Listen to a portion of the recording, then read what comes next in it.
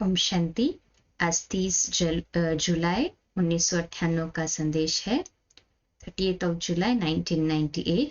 संदेश का टाइटल है बुद्धि से उपराम रहे, अब घर चलने की तैयारी करो। बड़ी दीदी का स्लोगन ही था ना, अब घर चलना है। तो 28 जुलाई को बड़ी दीदी मनमोहिनी दीदी का अव्यक्त होने का दिन, अर्थात के पुरानी देह छोड़ने का दिवस, और इसीलिए फिर बाबा का संदेश भी दीदी जी के निमित्त भोग तथा वतन का दिव्य संदेश है। आज जब मैं बाबा के पास वतन में भोग लेकर गई तो हमने देखा कि दीदी और बाबा आपस में कोई बात करते मुस्कुरा रहे थे। ऐसे लगता था जैसे दीदी बाबा को कोई बात कह रही हो और बाबा हाँ बच्ची कह रहे हो। तो जैसे ही मैं आगे बढ़ी तो बाबा ने कहा, देखो बच्ची, मधुबन से तुम्हारे लिए भोग आया है। तो दीदी ने हमें देखा और कहा, अच्छा तुम आ गई। हमने कहा, हाँ दीदी, आपको सबने बहुत बहुत याद दिया है।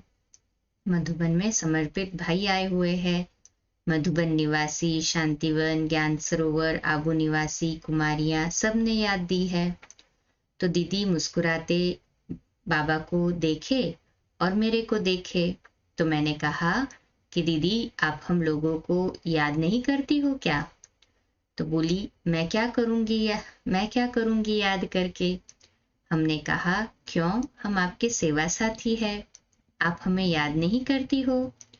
तो कहा, जब बाबा वतन में मुझे बुलाता है और सारा समाचार सुनाता दिखाता है, बताता है, तो अपनी सखियां, अपना मधुबन, ये सब याद तो आता है। फिर बोला, दादी कैसे है? हमने कहा, दादी ने तो आपको बहुत बहुत याद दिया है। दादी और दीदी की जोड़ी थी ना। तो दीदी बोली, अभी दादी अकेली हो गई है। मैंने कहा, आप तो दादी को छोड़कर चली आई हो। तो बोला, बाबा ने मुझे बुला लिया तो मैं आ गई। मैंने कहा, आप आ गई तो दीदी दादी अकेली हो गई, लेकिन दादी को और सखियां तो है ना। बोला, सखियां भले हो पर दीदी जैसी सखी नहीं है। गुलजार दादी ने दादी से चिटचैट की। तो दीदी दादी थी, हाँ दीदी दीदी थी। मैंने कहा, ये तो दीदी जरूर है। दीदी और दीदी दो शरीर, दादी और दीदी दो शरीर और प्राण एक ही थे। तो दीदी ऐसे चिटचैट कर रही थी। मैंने कहा, दीदी देखो, आपके पीछे इतना बड़ा ज्ञान सरोवर बन गया, शांतिवन बन गया। तो दीदी बोली, हाँ मुझे पता है, मैंने देखा है। जो कुछ भी होता है तो बाबा हमें चक्र जरूर लगवाता है, सारा समाचार सुनाता है, हम कोई बात से अनजान नहीं है। फिर मैंने कहा, दीदी हम लोगों के लिए आपकी क्या प्रेरणा है? तो दीदी मुस्कुराई, बोली, बाबा देखो प्रेरणा पूछती है, आप इतनी प्रेरणा देते रहते हो, अभी मेरी प्रेरणा पूछती है। मैंने कहा, नहीं दीदी, आपने तो ये सब क्रॉस किया है ना। तो बोली, देखो बाबा ने हमें अंतिम दिनों के अंदर एकदम उपराम कर दिया था। बस मेरे को यही था कि अब घर जाना है, अब घर जाना है। मेरे को यही एक रट लगी हुई थी, चलते चलो चलते चलो, कोई बात कोई परिस्थिति आती है उसको देखो ही नहीं, खड़े नहीं हो, आगे चलो, बढ़ते चलो। तो बस मेरी बुद्धि के अंदर दो बातें थी, एक था चलते चलो खड़े नहीं हो, और दूसरा था अब घर जाना है। तो मेरी वृत्ति हर बात से उपराम हो गई। जैसे कोई राम राम का अजपा जपता है, तो बस मेरे को भी यही चलता था, अब घर जाना है। भल मेरे को बाबा ने हिसाब किताब चुकतू कराया, लेकिन दुख दर्द की अनुभूति नहीं होने दी। ये भी बाबा का मेरे ऊपर विशेष प्यार रहा, जो बाबा ने इन बातों से मुझे न्यारा रखा, और मैं सदा देखती थी कि मैं बाबा की गोद में बैठी हुई हूँ। मैं बाबा से अलग नहीं हूँ, मेरा आदि से लेकर अंत तक ऐसा ही पार्ट रहा। भल मैं सखियों के साथ थी, सबके साथ पार्ट बजाती थी, लेकिन मेरे जो सर्व संबंध थे वह एक ही बाबा से थे। मैं उसी रीति से बाबा के साथ जैसे व्यवहार में कार्य में आती थी कि बाबा मेरा ही सब कुछ है और जो बाबा मुझे कहे वही करना है। तो बाबा ने मेरी उंगली पकड़कर सब सिखाया, सब पढ़ाया और बाबा ने मेरे सब संस्कारों को बदल दिया। तो इतने बड़े यज्ञ को बाबा के साथ से मैंने चलाया, बनाया और अंत में बाबा ने मुझे इतना न्यारा कर दिया जैसे ये मेरी ड्यूटी है। ड्यूटी बजाई और न्यारे हो गए। मेरा किसी भी चीज में, किसी भी व्यक्ति में लगाव झुकाव नहीं रहा। अंत समय मेरी अवस्था ऐसी थी जैसे मैं न्यारी प्यारी बाबा की गोदी में बैठी हूँ। तो मैं चाहूंगी कि बाबा का हर एक बच्चा अंदर से इतना न्यारा और प्यारा बने, सिवाय एक बाप के और कोई याद ना आए। दूसरा बाबा ना देखो। हाँ, बाबा कहते दूसरा बाबा ने देखो बार बार इशारा दिया है कि अचानक कुछ होगा, अचानक कुछ होगा, बच्चे रेडी रहो। तो सभी अपने दिल से पूछो कि मैं कितना नष्ट मोहा हुआ हूँ। मेरे सर्व संबंध एक बाबा से है या किसी देहधारी में बुद्धि जाती है? घर चलने की तैयारी है या अभी यहाँ बैठने की, रहने की इच्छा है? घर चलने की तैयारी होगी तो बुद्धि सदा उपराम रहेगी, कार्य करते हुए भी न्यारे और प्यारे होंगे। ऐसे ही अनुभव होगा जैसे मैं निमित्त मात्र कार्य कर रहा हूँ लेकिन उपराम हूँ। यह अवस्था ने न केवल आपको ही अनुभव होगी लेकिन आसपास वालों को भी अनुभव होगी। फिर दीदी ने कहा, देखो अभी सब बिखरे हुए हो तो इतना बड़ा संगठन दिखाई नहीं देता है, लेकिन जब एक वृत्ति वाले, एक संस्कार वाले, एक ही याद वाले, एक रस रहने वाले, ऐसे जब एक समान झुंड दिखाई देगा तो लोग कहेंगे, अरे ये क्या। जैसे देखो फरिश्ते झुंड में उड़ते हैं तो सब देखते हैं, पंछी भी जब झुंड में उड़ते हैं तो सबकी नजर आकाश में जाती है, अकेला उड़ता है तो कोई की नहीं जाती। तो आप लोगों का संगठन भी ऐसा हो जो वह कॉन्ट्रास्ट महसूस करे। अभी समझते हैं ये भी हमारे जैसे है, लेकिन उनको आप लोगों से प्रेरणा मिले तो ऐसे सैंपल बनकर दिखाओ। अभी बाबा यही चाहता है कि सैंपल बने।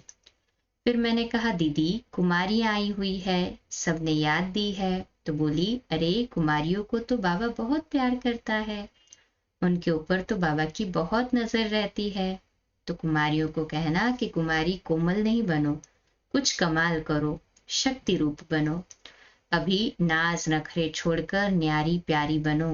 यह समय ऐसा है जबकि बाबा छोटे छोटे बच्चों को भी इतनी मदद दे रहा है, जो छोटे बच्चे भी अपने अंदर इतनी खुमारी महसूस करते हैं जो बस। तो जब ये छोटे बच्चे भी मैदान में आएंगे तो देखना इनकी रौनक क्या होगी। तो ये बाबा के ज्ञानी तू आत्मा बच्चे हैं, इनको कहो डरो नहीं, हिम्मत रखो। आपकी हिम्मत से आपके माँ बाप भी आप पर बलिहार जाएंगे और आपको ईश्वरीय सेवा करने की छुट्टी दे देंगे। आपकी हिम्मत नहीं देखते तो वह भी समझ जाते कि यह अभी प्रभाव में है, लेकिन अपने पैर पर खड़ी नहीं है। तो दीदी ने कहा, कुमारियों को कहना कि अपने पैर पर खड़े होकर अपनी हिम्मत से, अपनी शक्ति से उनको ऐसे अनुभव करावे जो वह कहे कि यह मेरी लड़की नहीं है लेकिन शक्ति है। तो शक्तिपन का, न्यारेपन का, दुनियावी आकर्षण से दूर का अनुभव करावे। तो दीदी के अंदर जैसे बहुत ज्यादा उमंग था। दीदी बोलती जाती थी और बाबा बीच बीच में दीदी को देखता था। तो मैंने कहा, बाबा दीदी बहुत दिनों के बाद मिली है ना, तो दीदी के अंदर जो भरा है वह सारा संदेश तो देगी। बोला, बाबा मेरे को बहुत देर होती है, ये सब जल्दी जल्दी तैयार हो जाए, ऐसा झुंड, ऐसा संगठन दिखाई दे जो लोग देखते रह जाए कि इन्होंने तो गुप्त अंडरग्राउंड रहकर इतनी बड़ी सेना तैयार कर ली। तो मेरी दिल है कि बाबा मैं ये सीन देखूं कि विशाल शिव शक्ति पांडव सेना तैयार हो गई है। तब लोगों की आंख खुलेगी कि यह तो बहुत शक्तिशाली योगयुक्त फरिश्ते हैं, और तभी फिर जय जयकार का नगाड़ा बजेगा। अभी नहीं बजता है। इसका कारण कभी कैसे है, एक रस अवस्था नहीं है। फिर दीदी ने बाबा को कहा, बाबा जैसे हर एक से आप पूछते हो ना कि इनकी रिजल्ट क्या है, तो उन लोगों को भी दिखाओ कि तुम्हारा माला में कौन सा नंबर है। तो बाबा बोले, बच्ची अगर मैं ये दिखाऊं कि माला में कौन सा नंबर है तो एक भी नहीं ठहरे, अभी हार्ट फेल हो जाए तो बाबा हार्ट फेल थोड़े ही करेगा। बाबा तो उमंग उत्साह दिलाएगा। अंदर से तो अपने पुरुषार्थ अनुसार बच्चे समझते हैं कि मेरा नंबर कौन सा है, लेकिन अगर बाबा बता दे तो बच्चे बाबा की रिजल्ट नहीं सुन सकते हैं। इसलिए बाबा बच्चों का उमंग उत्साह बढ़ाता है, लेकिन बच्चों की वर्तमान रिजल्ट या फाइनल रिजल्ट बाबा कभी नहीं देगा। संगठन में बाबा बोल देगा कि बच्चे ये पुरुषार्थ करो, क्योंकि बाबा किसी को कहे और बच्चा न करे तो विकर्म बन जाएगा। कितना सूक्ष्म पॉइंट है ना। तो बाबा विकर्म कराने के निमित्त कभी नहीं बनेगा। बाबा हमेशा बच्चों को आगे बढ़ाने के लिए इशारा देगा, उमंग उत्साह भरेगा, शक्ति देगा, सकाश देगा, लेकिन पुरुषार्थ करना बच्चों का काम है। लास्ट में बच्चे खुद अपनी रिजल्ट देखेंगे। ऐसे कहते बाबा को भोग स्वीकार कराया और बाबा ने दीदी को खिलाया, दीदी ने बाबा को खिलाया, बाबा ने हम सब को खिलाया। फिर बाबा ने सबको याद प्यार दिया और कहा कि बच्चों को कहना कि मधुबन में आते हो, संगठन में आते हो और इतने अनुभव करते हो, सेवा लेते हो, तो सेवा का रिटर्न स्वरूप बनकर दिखाना, ऐसा दृढ़ संकल्प लेकर जाओ। तो ऐसा बाबा ने इशारा दिया और हम साकार वतन में आ गए। अच्छा, 2 मिनट के लिए शक्तिशाली योग के प्रकंपन फैलाते हैं साइलेंस में बाबा के घर के लिए।